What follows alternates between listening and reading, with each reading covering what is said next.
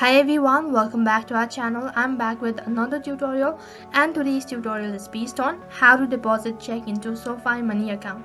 So I'll be guiding you throughout this video. All you have to do is follow the instruction as guided.